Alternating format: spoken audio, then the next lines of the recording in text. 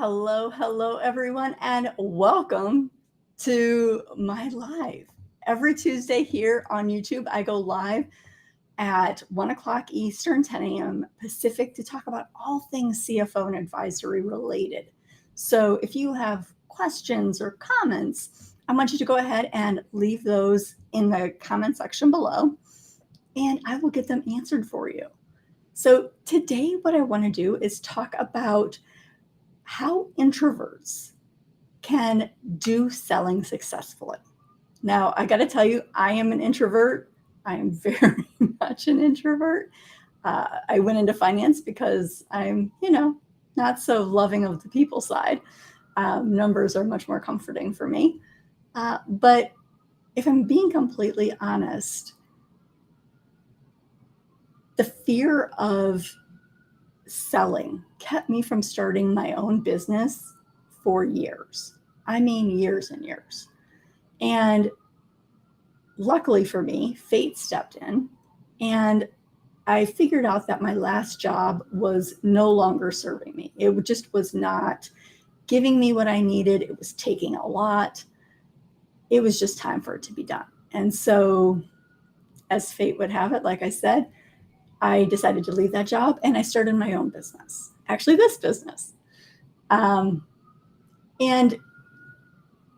what I learned about sales was that I knew nothing about sales. I thought it was very sleazy and used car salesman. It was very just pressure and didn't feel good. So through a lot of trial and error, I decided to, I'm going to say trial and error and research. I found some ways that really worked for me and made a huge difference in my selling style and the results that I had. And I want to share those with you today. So, first of all, the thing I want you to remember is that the consultation call, it's not a selling call. It's just a conversation. I can't stress that enough. We kind of work ourselves up into this whole, oh no, I can't sell. What am I going to say? What am I going to do? They're going to ask me questions I don't know the answer to. Calm down. It's none of that. It is not a high pressure situation. Remember, they are the one who reached out to you for services. They have questions. They have a problem. They have a goal. They need help. And it is just a conversation. We want to be that calm, cool, confident person in the room. We want to be confident in our skill set because let me tell you, that comes through on the call. And don't forget, we're the expert on the subject. They're calling us because we know what we're doing and they need our help. So remember, it is us in control of the call. It is not them. We are going to be asking them questions. We're going to get into more of that later. But remembering that you are the one who they're coming to for help, that should ease a lot of the pressure. And a little trick that worked for me is every time I had a consultation call, I don't call it a sales call, consultation call, I typically picture someone else sitting in the spot of the person I'm talking to. Someone I know, someone who makes me laugh and brings out my actual real personality. In my case, it's my sister. So I usually imagine that I'm talking to her and lets that part of my personality really come through. So that is the first thing. Remember, it's just a conversation. We want to be confident. That goes such a long way. Now, before I tell you the second thing, I want to tell you a little story. So back when I was younger, I was looking for a job and I found a job that I really wanted to apply to. It was perfect. It was like that great mix of things that you know, things you want to learn. It was a great company, very well known, pay was right. Everything about it was perfect. So of course I applied. And as luck would have it, they called me back and asked me to come in for an interview. So when I went into the boss's office that day, my would-be boss's office, I came in, I was sitting down, and one of the first things that I noticed was that on his bookcase, he had a University of Nebraska football helmet that was actually signed by Tom Osborne, who's legendary in Nebraska, legendary coach. And I myself had gone to University of Nebraska. So I was like, huh. And I started asking him some questions. And I started a conversation with him that lasted for 15 minutes where we didn't talk about the job. We didn't talk about my qualifications. We didn't talk about what he was looking for. We talked about University of Nebraska, what it was like to go to football games, how crazy that atmosphere is. We talked about a professor that we both had. We talked about Rush Week. It was like the whole thing. Like, we really had a great conversation.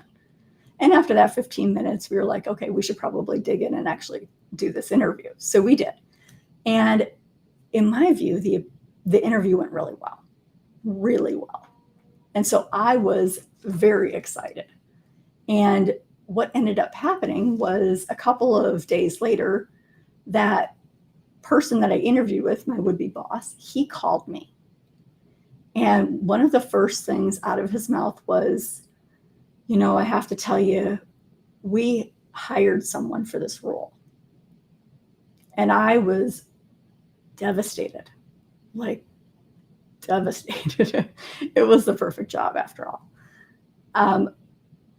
But then the next thing out of his mouth shocked me. He said, we decided not to go with her. We decided to go with you. We'd like to extend you an offer. And I was like, what? How? Why? And what he told me changed everything in terms of selling myself and selling other things, products and services. And what that was he said, when you came in, you were confident. You started asking me questions about my experience at Nebraska. We had a really great conversation. I can really see myself working with you. Your personality really came through. I saw who you were, and it just felt right. So I got to tell you, to this day, I feel bad for that other person that did not get hired. But that is the power of rapport, which is the second thing I want to share with you. Rapport, building rapport. Building rapport is, in my view, one of the most underutilized skills that is not used in marketing today. I mean, I got to tell you, the number of times I am on a call, whether it's me talking to someone or whether it is someone trying to sell me something, like, bam, right into business. Like, hey, have a pleasantry or two, but right into business. And that is not effective. That's not how you get a sale. You want people to trust you. You want people to respect you. You want people to have confidence in you.